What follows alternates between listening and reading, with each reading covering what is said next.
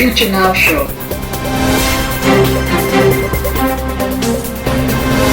Brought to you by the Club of Amsterdam. Hello, everyone. Welcome to the Future Now Show. Today, we're discussing what's driving our ASEAN future with Philippines-based futurist Shermon Cruz, Chief Futurist and Executive Director at the Center for Engaged Foresight, and Michael Jackson, founder of Shaping Tomorrow. Also, from Bangkok, Thailand, we're joined by James M. Dorsey, award-winning journalist, scholar, and senior fellow at the S. Rajaratnam School of International Studies. Thank you, everyone, for joining us today. Okay, so Shermon, let's start with you, and we'll be followed by Mike and James. What defines the ASEAN region? Well, there are a lot of things that actually, perhaps not really define what the Asian region is, but three or four several things comes up when we talk about Asia. One is its cultural diversity. As we've seen, that there is too much, I would say, too much heterogeneity going on in terms of language. And, different languages have different way of constructing the world. Right, there was this philosopher who said that the limits of our world is limited by is defined by the limits of our language. So basically, the different languages, linguistics or linguistic orientation of Asian people, defines the magnitude of heterogeneity in Asia. Second is that the religion. That's the second thing that I mostly see when it comes to Asia, because more often than not, or perhaps many, majority of the world's religion, have originated in Asia. Not just that it originated in Asia, it have this religious belief systems and practices, would diversify as well in so many ways, right? In context and practices, right? So, in fact, I was told that there are like around 40,000 gods in India. Yeah, and of course, in the Philippines, which is basically like the only Christian nation in Asia. We've seen how Euro and Western centric belief system have influenced the way Filipinos construct the world. One sociologist, in fact, had a joke about this, that Filipinos have a Protestant mindset with a Catholic behavior or attitude, right? So that's the second. And third, of course, definitely is food. Right, there are the diversity of food is so much, right? Like it's pretty quite unique. The taste, the flavor is evident. And last but not the least, of course, are the mythologies. Of course, that's connected to the idea of culture, but then the stories and the creation myths that Asian nation or people in Asia, have when it comes to their creation myths are significantly not necessarily different, unique from each other, but they have their own stories to tell. And this four apparent differentiations, I believe, have influenced the way we perceive, the future when it comes to the understanding of time and the elements that enables us to actually imagine alternative futures, whatever that might be, including our views regarding transformation and a preferable future, are informed, not necessarily evident in the tools and methods that we use, but apparently in the way we construct the future as far as interpretation of what it looks like is concerned, plays in a really essential role in the way Asians perceive what's possible. Certainly. Now, how about you, Mike? What are your thoughts? Well, I think what Shermon just said is a very fair reflection of the culture. ASEAN is itself a regional organization as well, a joining together of 11 countries that come together on two particular issues. One is economic and the other one is security. and those 11 countries are working together to build separate cultures, but at the same time to share on things that are important to them that affect the whole world and particularly this region. James, how about you? Well, I think Sherman and Michael hit the nail on the head. I would formulate it perhaps a little bit differently in the sense that there was the Asian values movement. I'm not sure that there are Asian values as such. And one often discusses Asia as if it were a homogeneous unit. The fact of the matter is, it is a multi-ethnic, multinational, multi-religious, multicultural continent, which really is united by the fact, or not even united by the fact, but what brings them together is the fact that they're on the same continent. And for the rest, in many ways, there isn't necessarily all that much that brings it together. Sure, religious groups stretch across borders just like they do on other continents and so on and so forth. But these are individual nation states with their own priorities, their own conflicts. And I think Michael, very rightly so, translated that into what the Association of Southeast Asian Nations, ASEAN, is. It's really very much an effort to manage potential conflict, and it's bound by that. So, with other words, the limits to the degree of integration between the 11 ASEAN members, for example, opposed to the European Union, are very clear. These are 11 independent states which intend to remain independent and are not looking for a supernatural national structure. They're looking for an arrangement that ensures that they can grow their economies, that they can avoid and manage conflict. And by and large, they've been successful in that. There've been cases where they've been less successful. Myanmar is an example of that at the moment. Right. But I think that is probably a far more realistic view of Asia and what you can expect from Asia. Indeed. All right, let's move on. What is futures literacy, and in what ways will it become more important in the future? Sherman, I would like for you to start on this one. Yes. Yeah. There are many ways by which you can actually define or perhaps scope what futures literacy is all about. At least from the perspective of UNESCO, it is defined, at least for its functional purposes, is a capability-based approach. Like a futures is seen as a skill set, as some sort of a literacy that enables people to actually anticipate the future consciously. At least from the UN perspective. Now, however, if you try to frame that in the context of, let's just say, Asia, and then build it in a way that relates to how language influence or defines or perhaps frames the way Asians think about the future and the way they imagine it. Three things I've learned over the years as a Foresight practitioner in Asia. One is language. The way Asians define the future, when you try to translate it in their own language, would reveal different ways of how these civilizations think about the future, or perhaps use it, or perhaps define it. I tried exploring what futures mean, at least in the context of my own linguistic community. I am an Ilocano, by ethnicity, and it's the third largest ethno-linguistic group in the Philippines.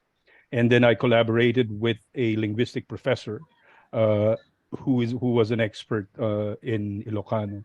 And then we tried to translate it, and then through linguistic approaches, he tried to deconstruct it. And I was surprised to learn that the future, at least from the perspective of my ethno-linguistic community that I belong, or that I'm a part of, is that the future is an experiential verb.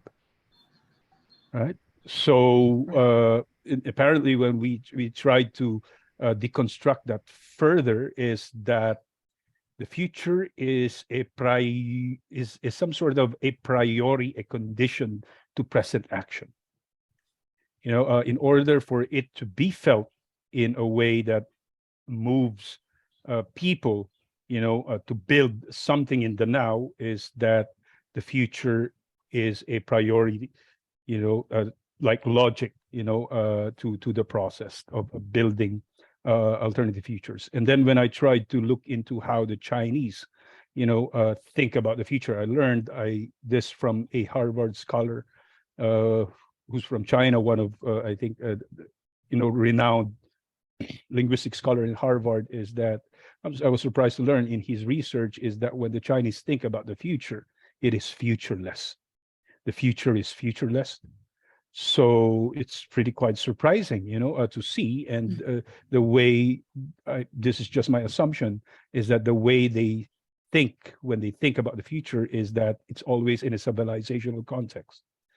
Not the immediate or the urgent, like the next 30 or 50 years, but then anything that it is strategic as far as they are concerned, always is informed and driven by the long-term future.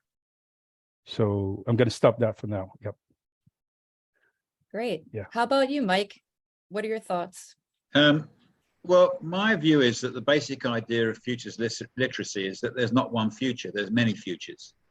And ASEAN is a typical example of that, in that Sherman's already articulated the fact we've got 11 countries with 11 different futures. And we can't just assume that because ChatGPT has hit the world that every country is going to embrace ChatGPT in exactly the same way as maybe the UK and America does. I'm sure China will see it somewhat differently, and so on and so on. So there's not one future, there are many futures.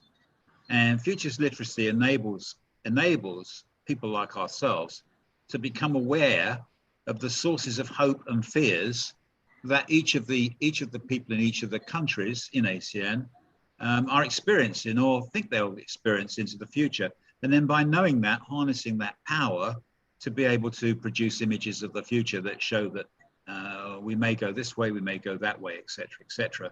And one of the areas where futures literacy can help is in using it as a tool for policy development, and particularly in finding out what the youth wants in their futures. And I'm currently building a website and working on a new venture that will try to capture the world's voice, that will try to get as many people as possible saying what they feel and see about what's going on around them, what they would like in the future, et cetera, and then to present that in a way that our clients can actually be able to use that to say, we don't want to build something like that in the Philippines because it won't be accepted, but it will be accepted in Hong Kong, et cetera, et cetera. So the whole idea of listening to more voices, I think, is to be applauded, and diversifying into voices that don't normally get heard is something I think futurists need to be thinking about and do. Right. How about you, James? Well, having listened to Sherman and Michael, I'm sort of double-edged about what I am. I was going to start off by saying that I'm the odd man out. I'm not a futurist. I look at today. Perhaps I should interrupt you, and I never call myself a futurist, James. I've never been a futurist. Okay, fair enough. Sherman is, but that makes two of us the odd men out. Okay, fair enough. So I look at today, and I look at how the past influences today, and I look at the future, or at tomorrow, but almost in a literal sense of the word, not a great deal further. But listening to Michael in terms of what he was just saying and what he was doing, for example, with the website, in many ways, that is not all that far off from what I do. The one thing which did occur to me in all of this, and Michael mentioned ChatGPT, I think in a lot of ways not everybody, but many people deal with the future today already as they try to come to grips with new technologies.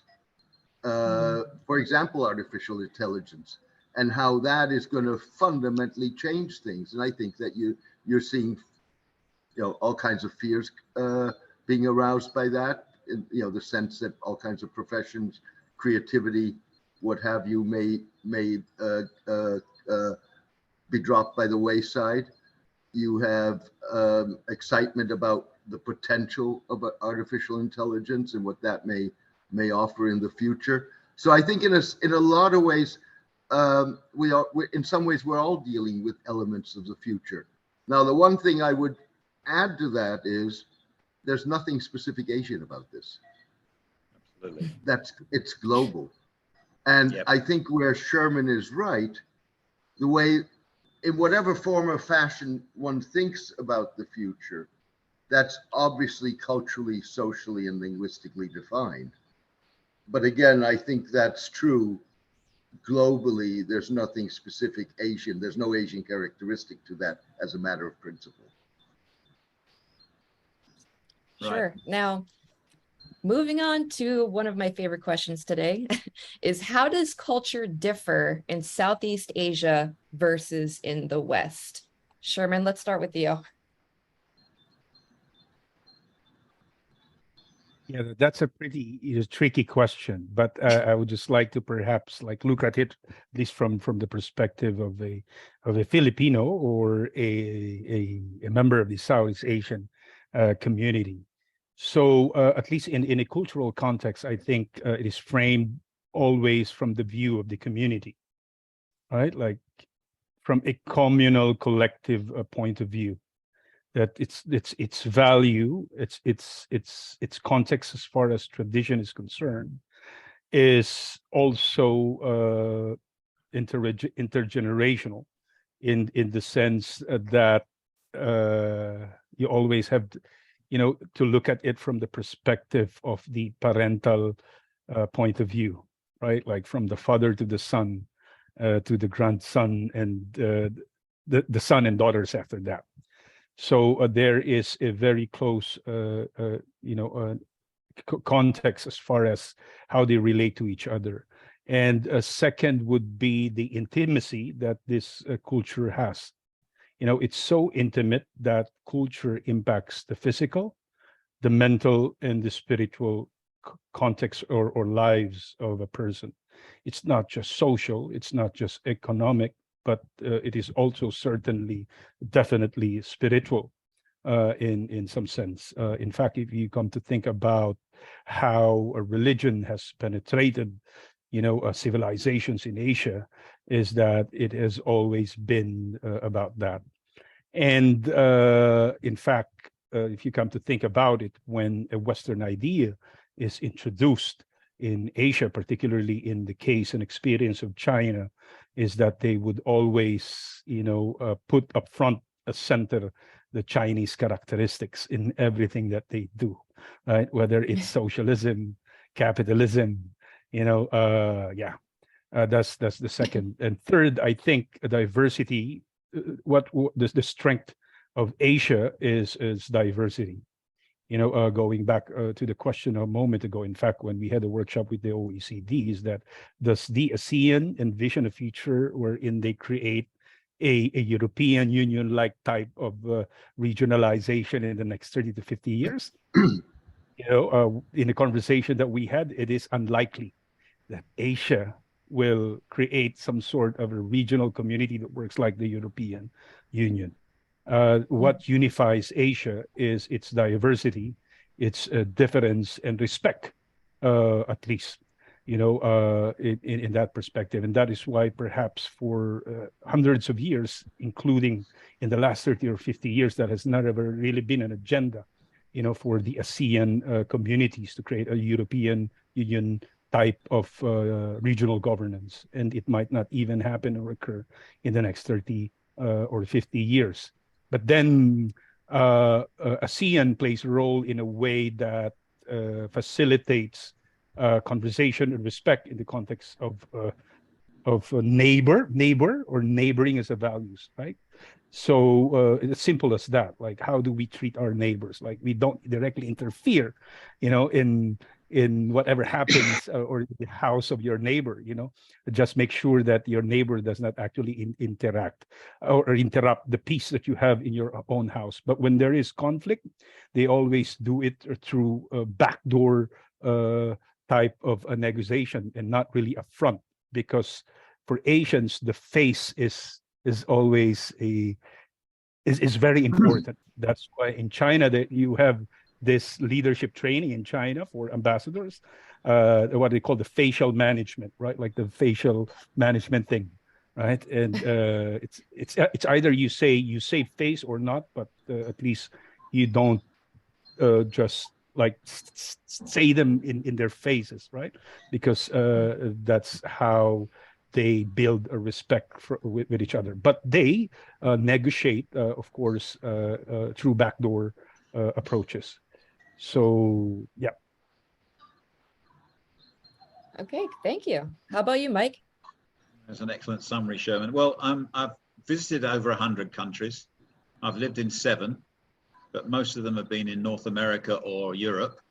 And this is my only experience of living in Southeast Asia, but I have visited quite a few countries in Southeast Asia. And I would agree with Sherman that the cultures are different from country to country. So I can only really speak to the Philippines. I live here because I love it. It's like the UK was 70 years ago when I was a boy. As Sherman said, people are still respectful of each other, despite the fact that many of them do not have any money. They're still respectful. They're fun. They have got a lot of American traits in them from the time when America was here during the Second World War and before 1900. And so they speak a lot of English, which makes it easy for me. But at the same time, when you're in trouble or they want to, or you need help, they're there to help you. It's wonderful. It's completely different from the way the UK is today, and I have no desire to go back there. I love living in Asia, and particularly the Philippines.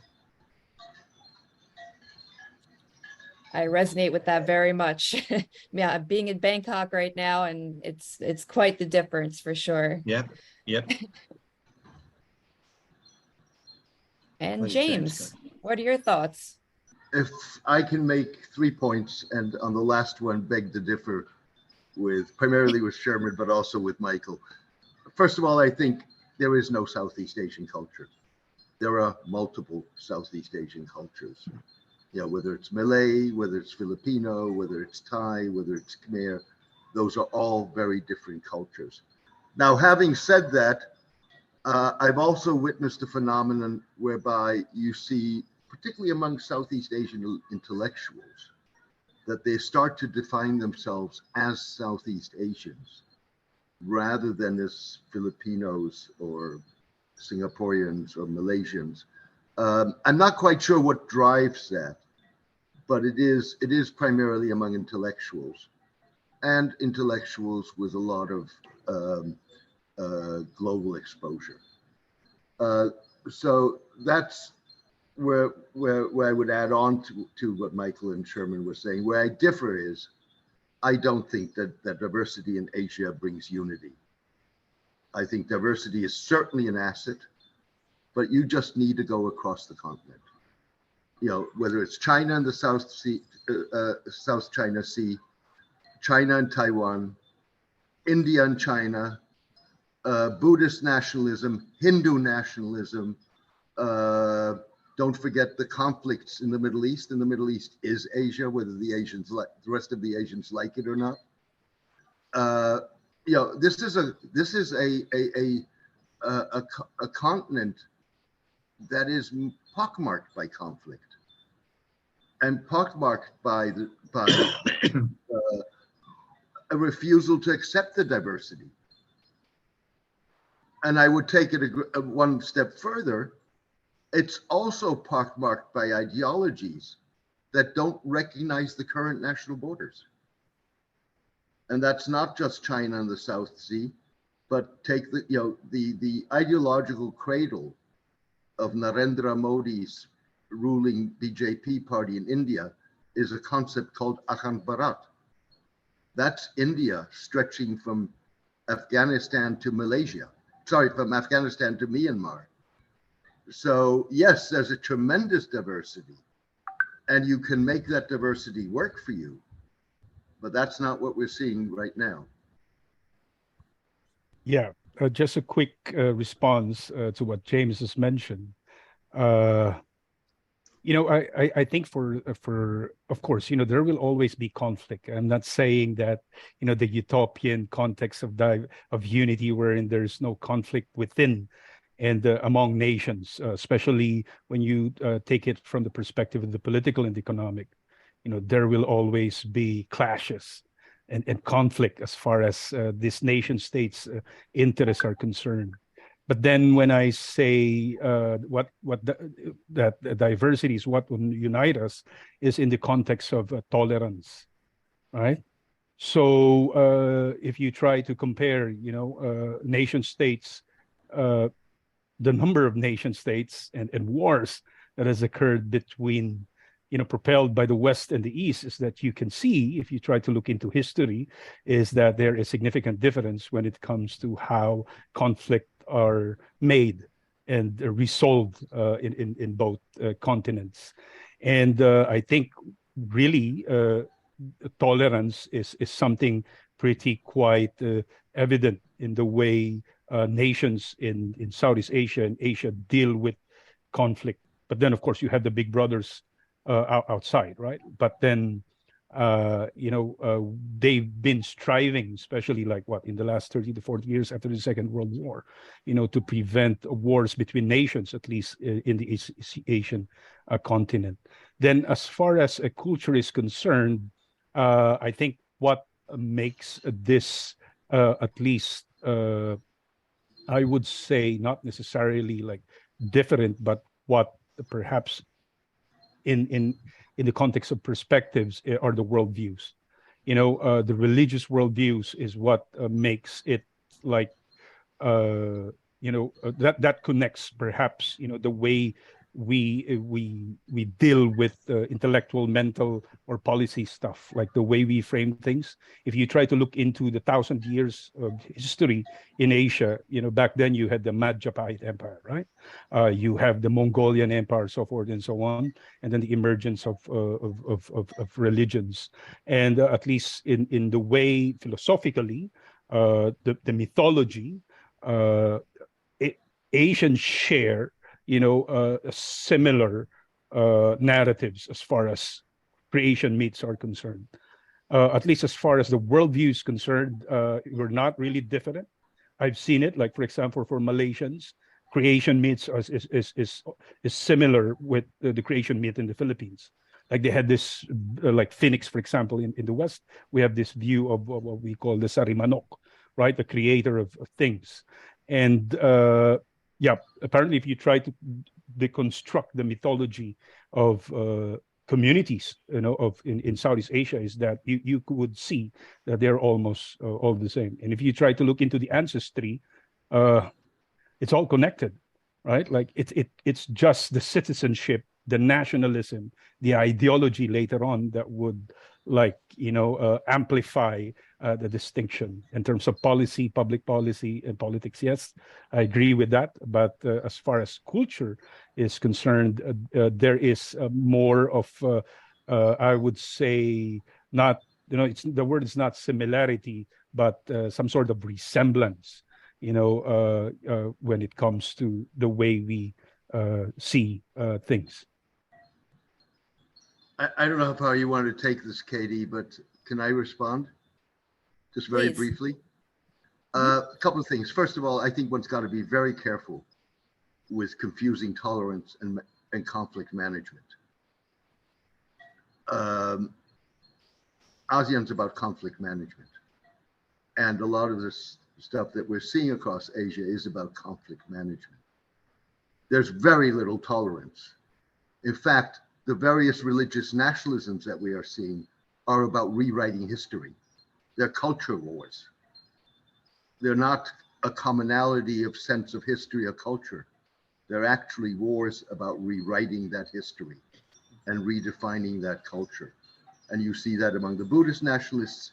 You see that among the Hindu nationalists, and that transcends national borders.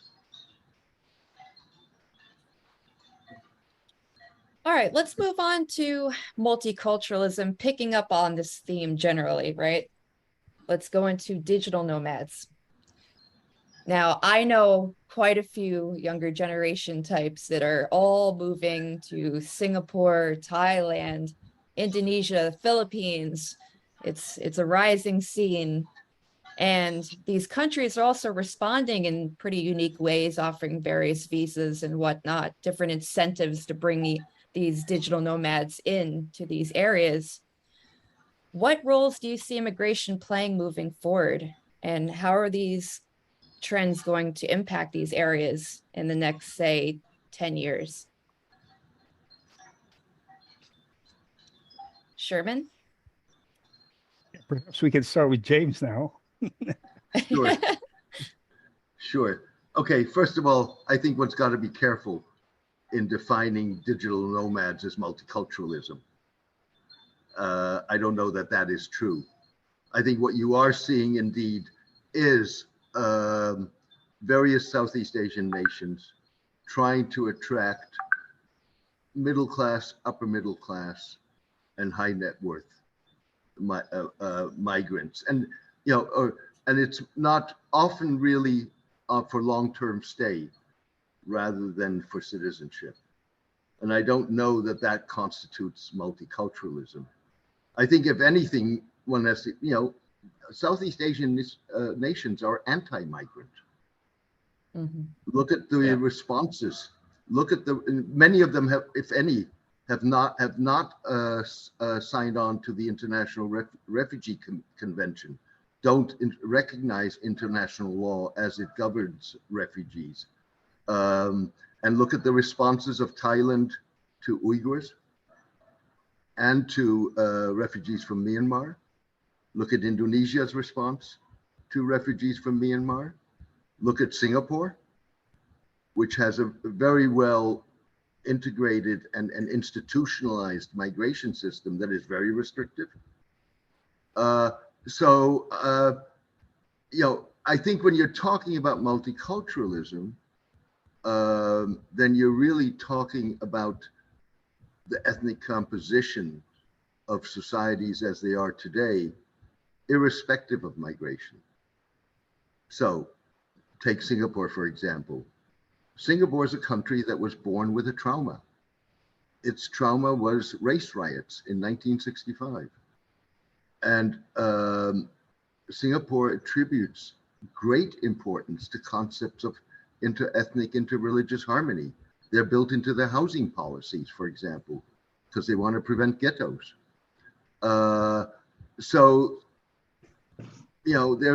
underlying that are lots of perceptions that potentially could disrupt harmony, and it's a question of managing that. And I think that's true for a lot of Southeast Asian societies. Having said that, with the exception of Myanmar, they've done quite well in managing that, without question. I agree with what James said. I think although the Philippines is a friendly country and allows foreigners in within certain rules, there are rules and they have to be followed. They have to be followed. But I'm a senior digital nomad, having traveled around the world for many, many years. And I've finally settled here. But the reason why I think I came, apart from my partner, is it gives me remote work opportunities. It's affordable. It's culturally diverse. It's a beautiful country, and I like the people. And I think that attracts a lot of digital nomads. I see loads of them around. A lot of my friends are those types of people. And I think we're going to see more of that. But then we're going to reach a point where maybe the countries will say enough is enough. We've got enough of these people. We don't want more because we want to keep our culture. So I think there's always that danger. And the Philippines is conscious of that. So it doesn't really allow, unless I get married, I really can't stay here as a permanent fixture. I have to keep going out of the country deliberately to make sure that I don't have a hold on them in some way. So I think that's true of most digital nomads. They'll move from place to place. Thailand's laws have become far more restricted in the last few years than they were previously. Oh yeah. Yeah, and that it remains to be seen whether that's a smart decision, because we're going to face, I think, a big talent shortage in the world for experts. And I think the countries that are shutting themselves away will lose out in being able to attract talent to the country, especially those that haven't really put enough effort into home growing their own talent. So I think the jury's out on whether immigration will become tighter or whether it will become more loose. But right now, I would agree with James. It's not all that it seems. Immigration is quite tight in a lot of countries. Before you go to Sherman, can I just interject one thing? Yes. And that is, I think you've got to distinguish between different migrant groups. So on the one hand, you have the digital nomads, which we've been talking about, but I'm frequently in Indonesia, and I was, frequently being almost every month. And I was talking to a friend of mine in Bali this morning who described how there are mounting tensions between the local population and Russians. And you're getting to the point where a fair number of landlords in Bali no longer wish to rent to Russians. So I think that you've really, when you do, I think what's got to be careful with generalizations, because it differs from group to group. Sure. Yeah. I actually saw a stat the other day that said 40% of homes in Phuket are now owned by Russians. Yeah. So it is an issue, and it will become probably more so in the next 5 to 10 years. All right. Sherman, was there anything you'd like to add? Yeah, and building on what Mike has mentioned, in fact, and of course from James as well, when it comes to refugee, the Philippines has a history of an open door policy when it comes to refugees. We've seen that in the Second World War, when a former president in the 1960s allowed 10,000 Jews to come in the Philippines and stay until the war has ended. And apparently we've seen that also during the Vietnam War and the Korean War. The Philippines had a policy of extending, support and rebuilding and recovery for these nations during the war, in health, telecommunication infrastructure, and it remains, including, of course, in the case of the Indian Point, there has been previous declaration by a former president that they are willing to accept refugees in those conflict-torn areas. And not only that, we've seen this many years. I think in the last 50 years, there's always been an open door policy for the Philippines when it comes to refugee, providing help to refugees. In fact, if you come to think about it, there are a lot of Filipinos as well who has been working with the UN on these areas. Refugees. I know a lot of friends who's been working with the UN humanitarian agencies. And of course, there are limits to that. As a matter of policy, they know what the limits are. But then the Philippines has always been like that when it comes to policy. Now, relating to digital nomads, even before this became like a buzzword, right? When it comes to information technology investments in the last 10 to 15 years, the Philippines has opened itself to business process outsourcing investments, right? And the second largest number of workers when it comes to business process outsourcing is the Philippines, next to India. And that enabled the Philippines to create a zone wherein it is actually prepared to provide opportunities for emerging digital nomad workers, whatever you might call them, as far as the country is concerned. In fact, with the recent effort, to push the country's economic recovery when it comes to information technology and digital investments is that they have recently linked tourism with digital economic industry. It's pretty quite open. The Philippines pretty quite open and liberal on so many things when you try to compare it to Indonesia, Malaysia, and Singapore. It's relatively more open than those nations. And in fact, I believe there was this policy. I forgot, James. Correct me if I'm wrong. That there was a policy about. I think Mike also know this because Mike, you were planning to get married in Indonesia, right? You mentioned this to me. No, I changed my mind. Policy. You did because of the policy, right? Yeah, because of the policy. Yeah. And the policy was? You can't live with your partner before you're married. Yeah. Yes. That's not no what relations. the law says. And that's not what the law says in Indonesia. What it actually, Really? and I've gone through that law very, very carefully, and it's built into the new criminal law that was adopted several months ago. Yes, that's right. Which is that, or let me put it differently. Yes, it does say that, but there are only two parties that can bring a formal complaint against a couple, and that's either the parents or the children. Yep.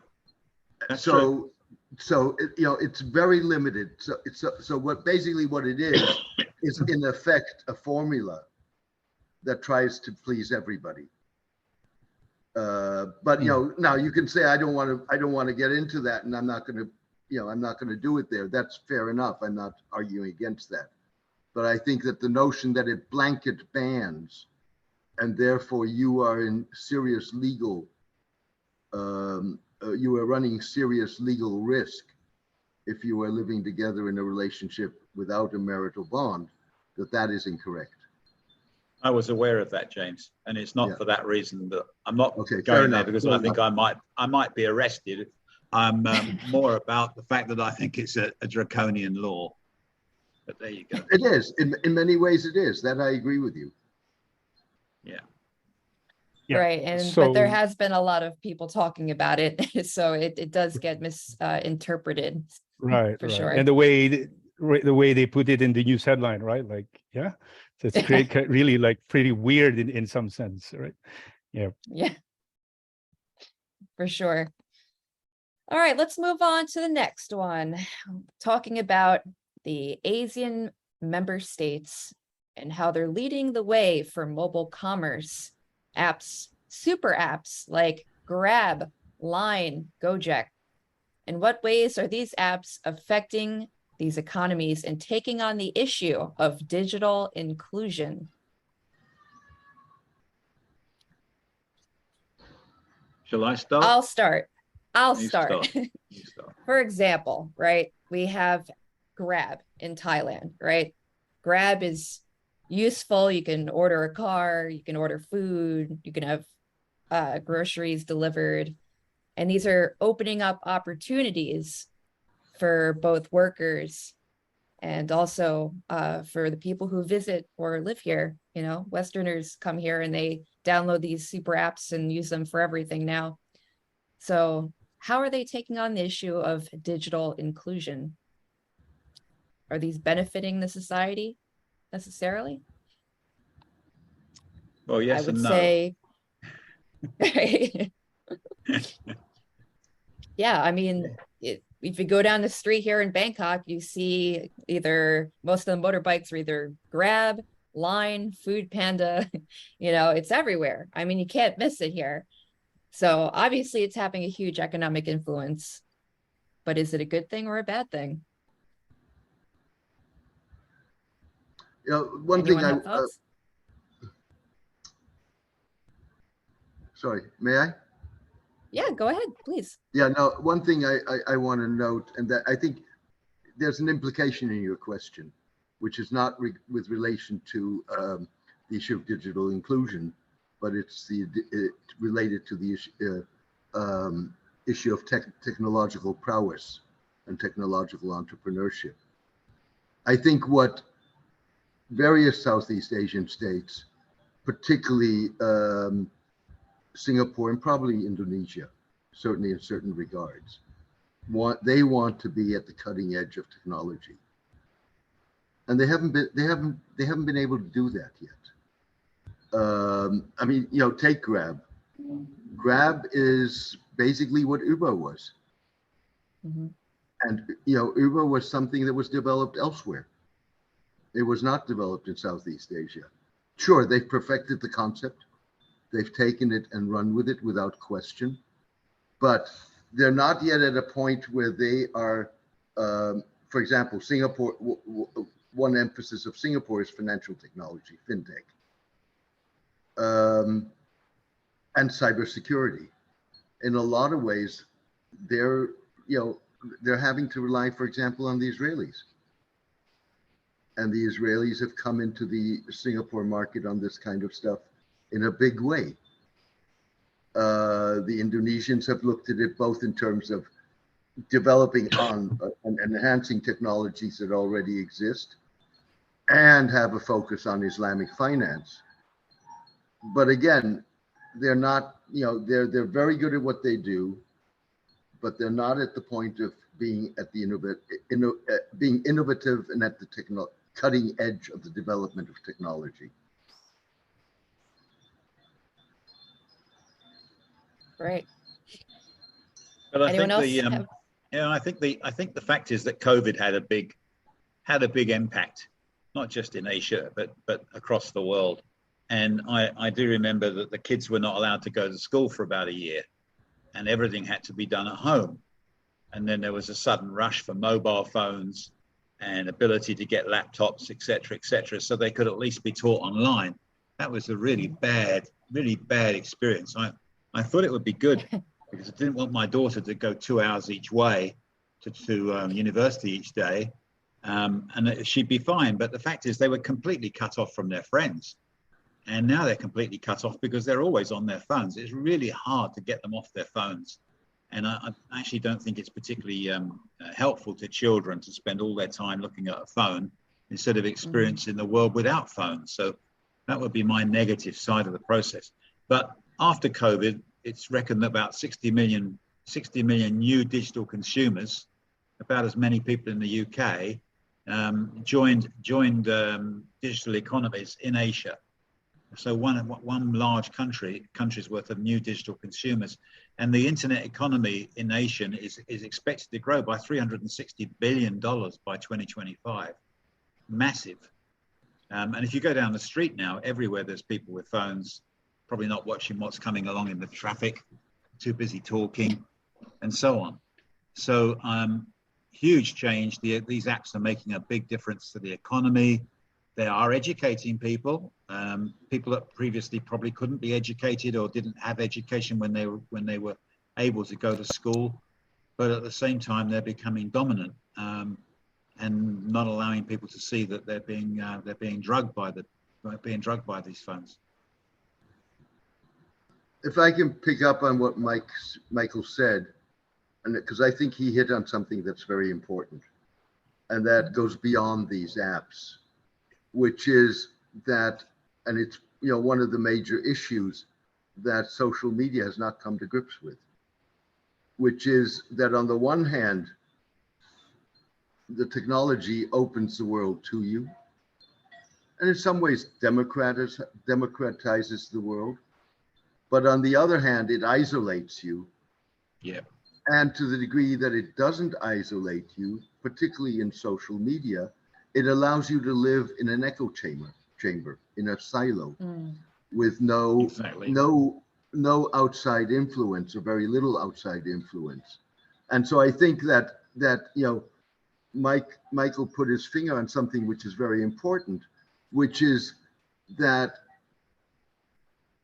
society, various groups within society, have not found a way to balance what are the positive aspects of this and what are the negative aspects of this, and to somehow find a healthy formula that allows everybody to be who they are and what they are and how they want to be, but at the same time exposes them to outside influences and to outside contact.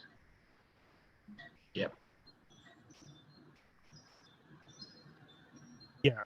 And, responding to the question of Katie and going back at least, to the question about digital inclusion, definitely there are data, and it's a fact, that, digital technologies, applications, mobile, whatever that might be, has definitely increased and deepened the opportunity for people to access knowledge, access opportunities to generate and create wealth, build networks and markets, not just in their own cities and geographies or countries, but the ability to interact with other potential markets as well, particularly in Asia.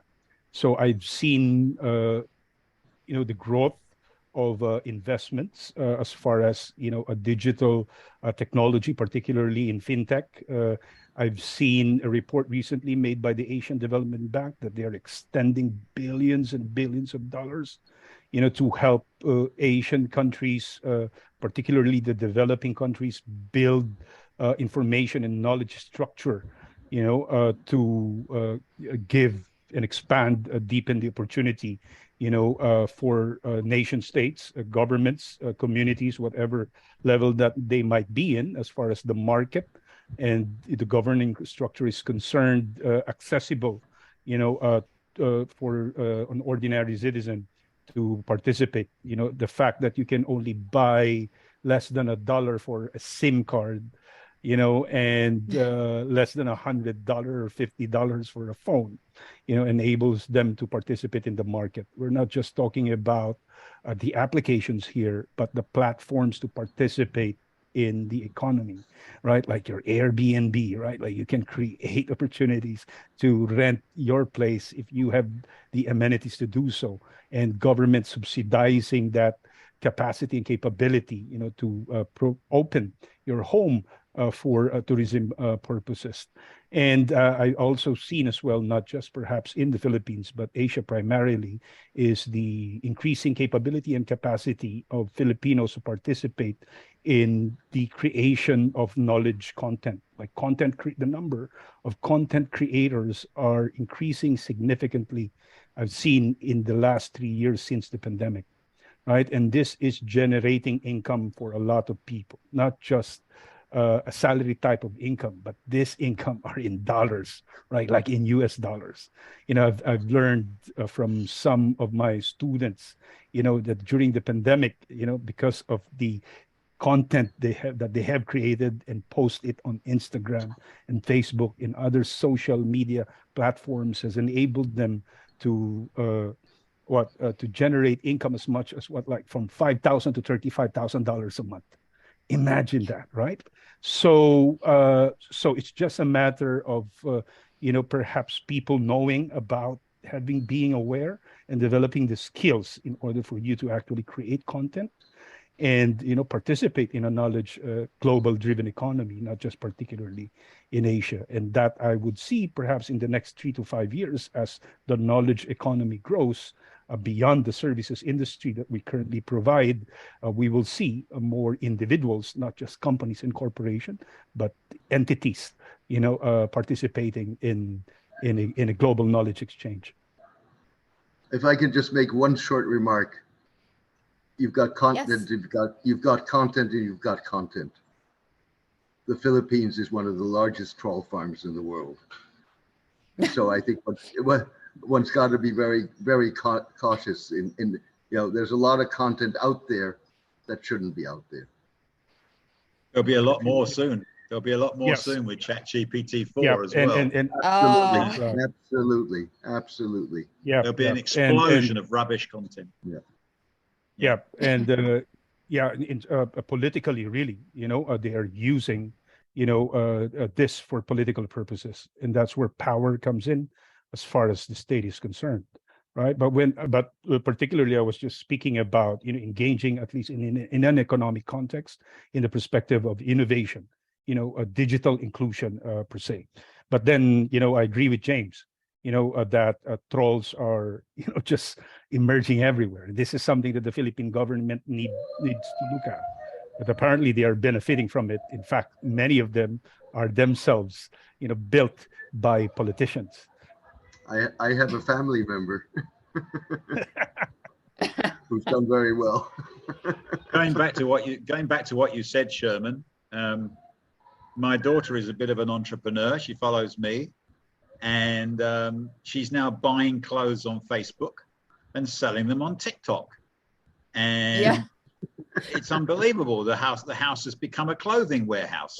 The clothes are everywhere, and they're modeling them and selling them at night, and they're doing that to get to university. Well, they started out with the idea they were going to university, but they're making so much money, the cousins, that they're now talking about just carrying on with the business and not going to university. Isn't that sad? Yeah, what they set out as their dream has been taken over by the idea they're making money. It's not always about making money, and it's hard to get them off of that now. They've got so into it. They spend every night for hours and hours upon end, making themselves tired, selling clothes, which is fine, but they're not thinking about the long term, nor are they thinking about the implications of using TikTok. That leads you to a discussion that goes much further than Asia, but is a discussion that's going on, which is the future of universities. And the future of education. Yeah. Stay It's not tuned just for the about that, next right? episode. And it's not just about that. No, there are darker aspects of this. I was just trying to highlight those things that are positive, but there are far more insidious, darker implications of all of this. And one that I see and have seen in the last 5 years is human trafficking in Asia. Because of this connectivity and the things that we do from platform to mobile. It's just crazy, right? Like they're earning so much money through human trafficking. It's $1 billion industry, and that nation states are pretty kind of slow in catching up as far as addressing this, social, immediate, urgent concerns. It's a quiet crisis. It is. It is, especially with platforms like a particular fans website. It's disturbing. It really is, because you have these villages with young girls, particularly in places like Thailand and Cambodia.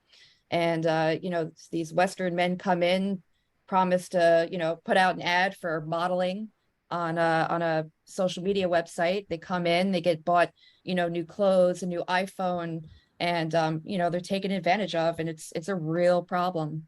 It is the insidious side of these social platforms today, for sure. Well, all right, on a lighter note.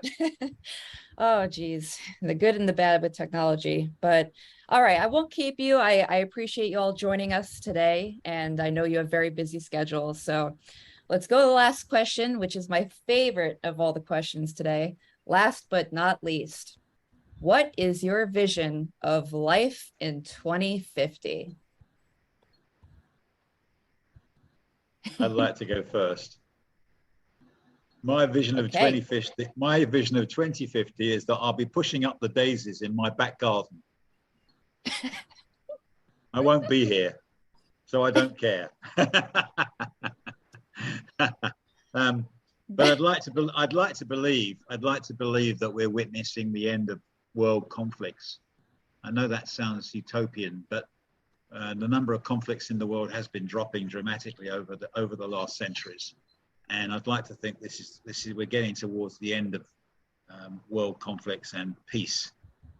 I'd also think that by 2050, I'd hope we would be eliminating poverty, especially through the processes of technology that we see today, and an acceptance of diversity, which we started on this conversation, an acceptance of diversity as a force for good by all, because diversity will be a very powerful force, I think, and it maybe take longer than I thought. And then lastly, I'd like to think that robots will collaborate with humans in the future and not produce runaway destruction, as some people are fearing right now. And I'm in the middle there. I love what's going on with the robots, and I'm actively involved with it. But at the same time, I can see that there's a potential for runaway destruction, for people being fooled by what the machines are saying, et cetera, et cetera. So on balance, I'm positive, but I'm also nervous about what happens. James, I'm sure you have lots to say about the idea of conflict ending by 2050 on a global scale. Well, let me put it this way. I'm the diametric opposite of Michael on everything he said. So, with other, particularly on 2 points, as far as I'm concerned, I intend to be around, alive and kicking, in as good in shape as I am today in 2050, and if I'm lucky, beyond. But that's one. But two, I don't think we're moving away from a world of conflict. On the contrary, I think we're moving into one. As long as we have an okay, there are two things here.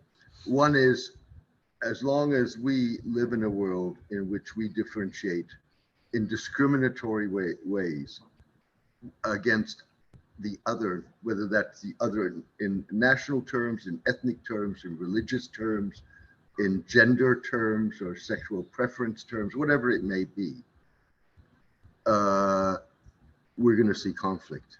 And what we're seeing today is far greater emphasis on those differences, and far greater emphasis, and that goes across the board. It's not just Asia. Just look at Christian nationalism in the United States, for example. So I think where Michael is an optimist, I'm a pessimist. Now, where I do think there's a silver lining, there is an effort by powerful groups to break through that. And it's an effort that transcends religions, but it does involve the world's major religions. And if you get that kind of development, then I would argue that you could start to get a ray of hope. But that process is very much at the beginning. Yeah, let me just finish that, James, by saying I'm not an optimist. The question was, what's my vision in life for 2050? And I might be dead, but I would like to think that that's going to come sometime. And I did say that it might take a lot longer, if ever. But the fact is, the wars in the world are dropping. And while we think we've got lots of wars right now, and I agree with you, there are new culture wars. I think we're going to reach a point where people are going to say we have to change the way we do things, which is when change does happen, when something really major happens, and people say we must change the way we do things for good. It changes when the price of not changing gets too high. Correct. And I would argue we're nowhere close to that. Correct. But I'd like to think we could get there. That's all. Fair enough. Fair enough. So would I. We agree. Yeah. Well, I think that's why climate change is such a big issue now, is because it's, whether people agree with it being real or not or whatever, it's, it is in some ways potentially bringing countries and people together. It's, under a common cause. Do you really think that? No, I'm going to take a James. I'm going to take a James view now. I did some research on Shaping Tomorrow before I came on here. It's not even in the top 10 of the things that people are talking about right now. It's dropped completely off the agenda because things like trade, conflict, war, the economy, food prices, etc., they've all pushed it to the side. It's just not. It's just not mentioned like it was before COVID. And I think if it depends on where you are, and it's back to what James said earlier, it's different in different countries. So some countries have climate change and some don't. Some aren't interested, some for their own reasons. I don't see it as being the big fearful thing that people are going to work on, because as James said, until there's a big enough problem, people will not work on it. And it seems to have just dropped off the agenda. I'm disappointed by that, but I can see why people are more worried about feeding their family than they are about worrying about climate change. But it hasn't just simply dropped off the agenda, I think. No, it's just lower down the agenda. No, I think it's actually worse. It's what, sorry? No, it's actually worse. Oh, okay. Yeah, I'd agree with that. Yes. So what you got was an energy crisis. Yep. As a result of sanctions against Russia because of the Ukraine war. And suddenly the question was not climate change and the future. The question was today. How do I heat my house? Absolutely. And so with other, and the same with inflation, increased food prices, and so on. So with other words, it was immediate concerns and very basic concerns that pushed climate change to aside, which means that presumably once those concerns are met or alleviated, you probably will see it come back. Absolutely. Absolutely. I mean, I know even in Ohio, we just had a chemical train spill in East Palestine. And, whether, I mean, it's not climate change per se, it's planet poisoning. It's a whole other topic. And it is real and it's happening. I mean, if we don't have clean waterways, clean resources to access, it's a real problem. And I think that's going to be a growing concern as we approach the next few decades. So maybe it will bring it back up, but in a different way. Sherman, how about you? What is your vision for life in 2050? Yeah, I would say I'm a pragmatist, right? And a practical optimist.